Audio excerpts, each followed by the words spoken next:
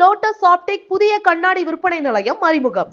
Kovai சித்ராவில் lotus கண் மருத்துவமனை மற்றும் ஆராய்ச்சி நிறுவனத்தின் புதிய முயற்சியாக லோட்டஸ் ஆப்டிக் என்ற கண்ணாடி விற்பனை நிலையம் பிரம்மாண்டமாக திறக்கப்பட்டது. கண் சிகிச்சையும் தரமான கண்ணாடி அணிகலன்களும் ஒரே இடத்தில் கிடைக்கும் வகையில் இந்த புதிய நிலையம் அமைக்கப்பட்டுள்ளது.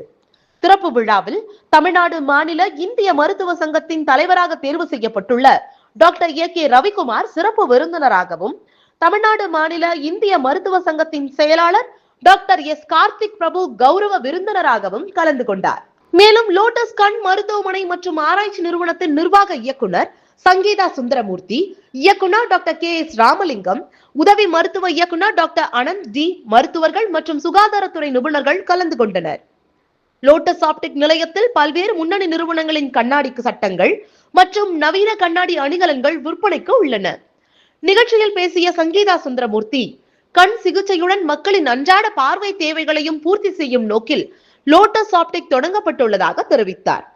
டாக்டர் எஸ் ராமலிங்கம், தரமான கண்ணாடிகளையும் லோட்டஸ் நிறுவனத்தின் நம்பகமான கண் பராமரிப்பு சேவையும் ஒரே இடத்தில் பெற முடியும் என்றார்.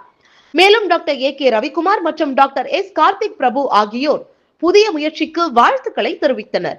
அறிமுக சலுகையாக ஆகஸ்ட் 27 முதல் செப்டம்பர் 30 வரை முன்னணி நிறுவனங்களின் கண்ணாடி சட்டங்களுக்கு 50% வரை தள்ளுபடி வழங்கப்படும் என நிர்வாகம் சார்பில் தெரிவித்துள்ளனர்.